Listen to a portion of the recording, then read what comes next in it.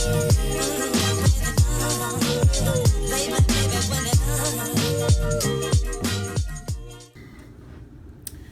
guys, I'm Boot. We're in New Jersey, and today is August 8th, 2019.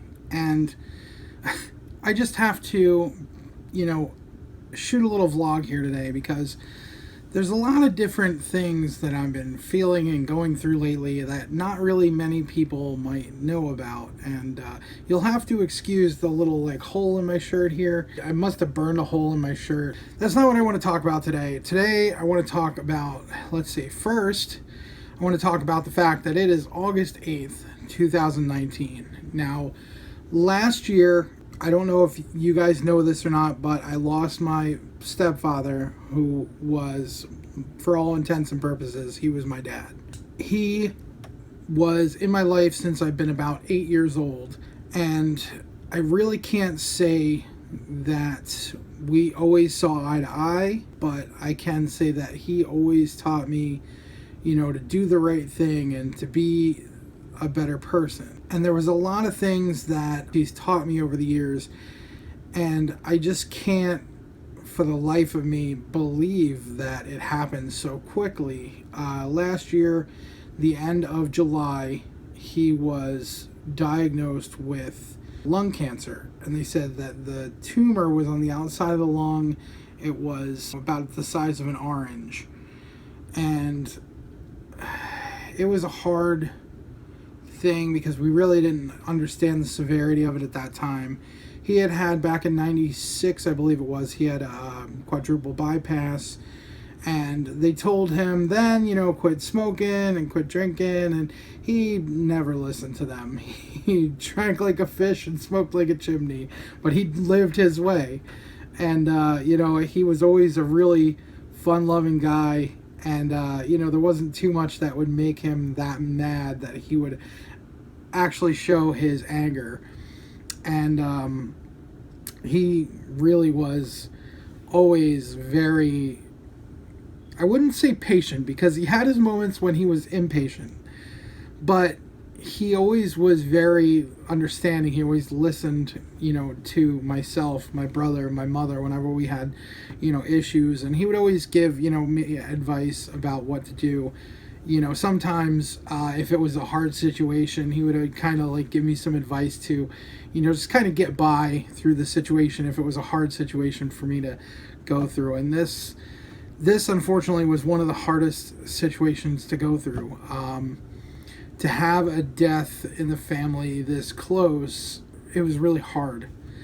And we did finally have a burial at their family plot in Pennsylvania, and we got to see a lot of the family and stuff, and so that was nice. But today would have been his 71st birthday, and he passed away about a week before his 71st birthday.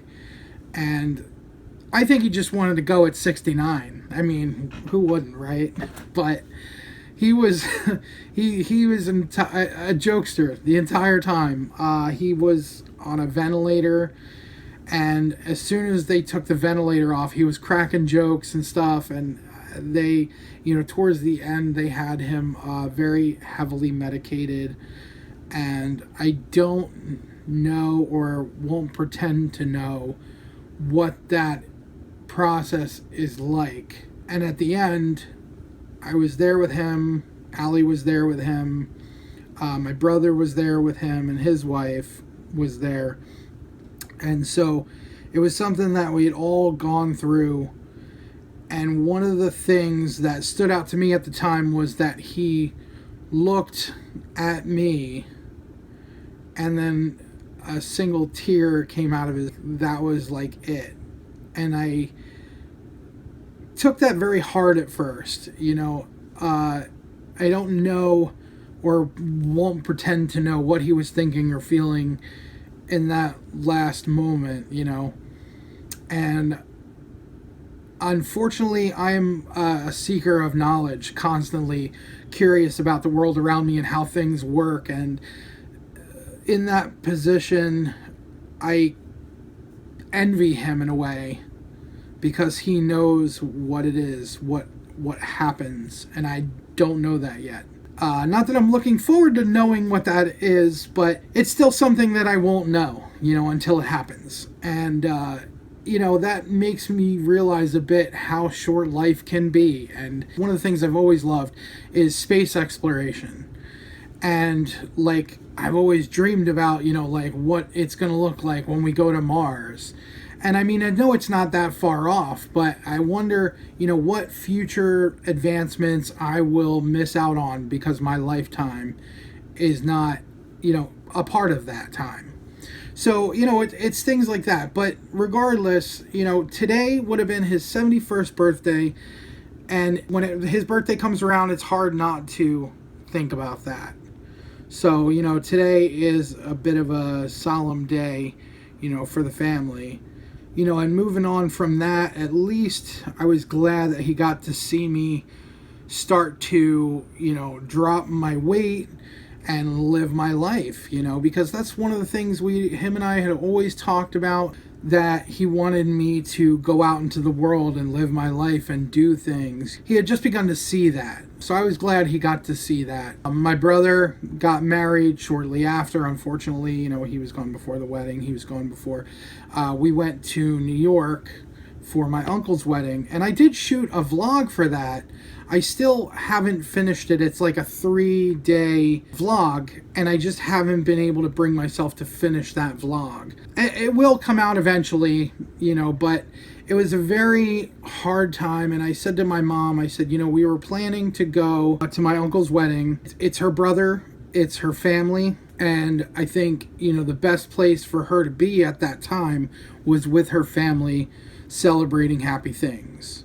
So, while I'm on the topic of weddings, Allie and I are getting married in 3 months or 100 days or something like that. Just a few months. And it is so crazy to see how far our relationship has come. And I'm so excited to be able to, go through this process in the right way with somebody who I know has my back beyond all belief. Anything. And I've never had that before. I've never had somebody, even my first marriage, my ex-wife never had my back in the way that Allie has.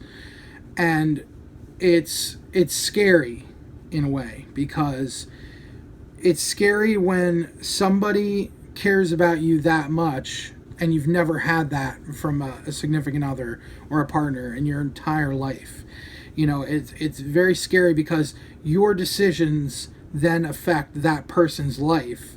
Because, I've been in some situations where I've had some hard times, and I've, been at the point of wanting to end it all. And, to think now, that's such a selfish thing, but it's such a real thing that happens. And, to know that wouldn't just affect me, it would affect my family, it would affect her, and that's just not fair. It's very hard to, predict what's going to happen to any given person at any random time. The world, is saddened by the loss of this person, but at the same time, never mind, I'm not going to get into all this. Anyways, the bit of the wedding stuff, has been just crazy, because my first wedding was very small. It was done on a very shoestring budget. We had it in a backyard, and we got married by, a family friend who was ordained, and it was nothing like the real thing. The real thing has been so stressful and so crazy.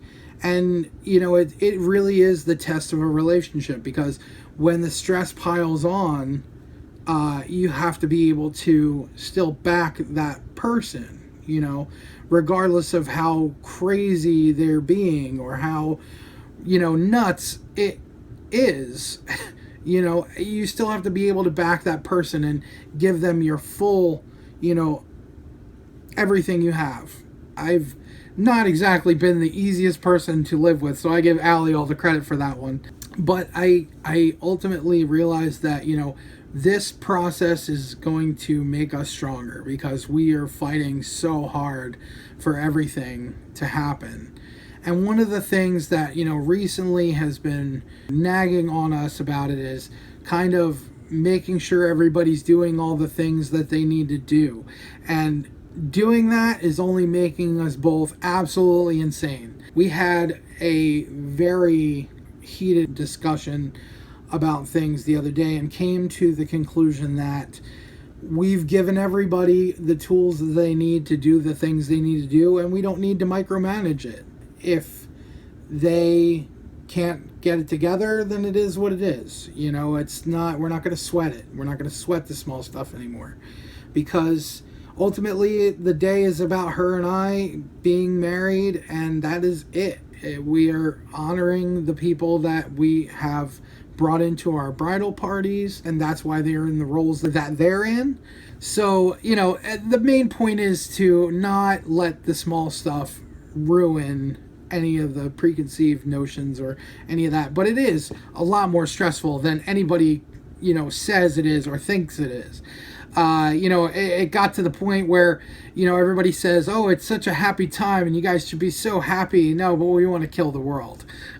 Like, we just want to go postal on the entire universe. And is that a normal thing? I mean, any of you guys out there who are married and, know what this is about, is that the kind of thing that you go through? Because ultimately it did. It made us a lot stronger as a couple. It made us a more united front, because we are a team. In the end, we are a team. With that, though, there are some things that I kind of, it really sucks. I have to put some things on the back burner because of my health issues. We wanted to do a, choreographed dance and stuff, and unfortunately, because of my back injury, we can't do that. I've been holding off on getting surgery because it's going to take a long time to recover from that surgery. It's not really an easy fix. The problem that I have is called spondylolisthesis, and it's also, it's also anterolisthesis or something like that. But basically what happened is my vertebrae have slid, like this is your hip, and your vertebrae sit on top of it, and they're lined up, but mine has slid forward off of the hip bone and off of the other vertebrae. So it's pinching off all the nerves to my legs and pinching nerves in my back, causing pain, causing kind of like a fibromyalgia type of situation where I get like neuropathy, and I have burning sensations in my legs, pins and needles. My leg some days will feel like I ran a marathon, even though I didn't. And it makes it very hard to manage. Sometimes it feels like somebody's driving nails into my skin, but I can't feel my entire thigh. And so that makes things tricky too. It's like trying to walk with a foot that is asleep.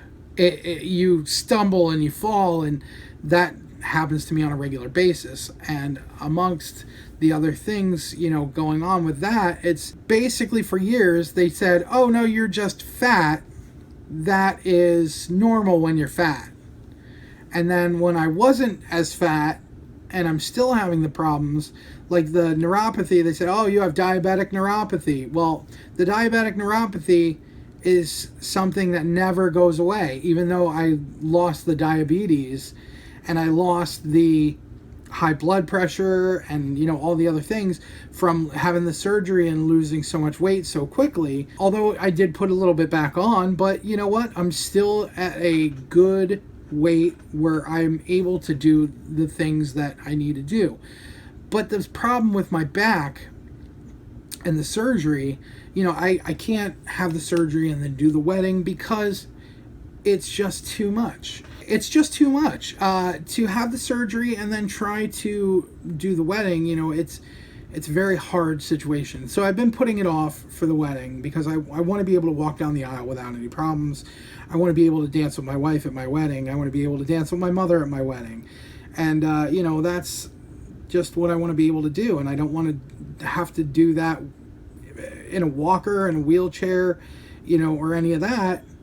And, my doctor's even gone so far as to say, I'll carry you down the aisle at your wedding, you know. And I said, I would pay to see that. So, you know, there's a lot going on, and I just wanted to talk a little bit about it today. I mean, I've been on painkillers, muscle relaxers. I'm on Neurontin for my, you know, legs, for my pain and my feet. And it's been a lot over the last, 5, 6, 7 years that I've finally been diagnosed with all this stuff and, you know, am treating it actively. And the thing becomes, I can't do the things that I want to do. I got a bike. I want to go bike riding. I can't do that because it's too painful. I can barely manage to use my one leg on a bike. And I would love to be able to do that. There are other things in my life that I have trouble doing because of these issues. And I know that, you know, surgery isn't going to be a one and done thing because I'm still going to have issues after surgery. You know, the surgery is only going to fix some of the issues. But I'm hoping that in the future, you know, the surgery will help to mitigate some of that. And I'll be able to maybe do one or two of the things that I need to do to live, to just be. And it's a shame that this kind of thing is so commonplace anymore. You know, I'm right now I'm fighting a disability case, you know, trying to get disability because I can't work in a job where I have to stand up all day. I can barely sit down for long periods of time without being uncomfortable. Probably this video is probably the longest, you know, I can sit without being completely uncomfortable. And that's because I'm in a chair that's like padded and everything else. But like sitting in the car for hours and hours in a day doing medical transport is not a feasible option anymore.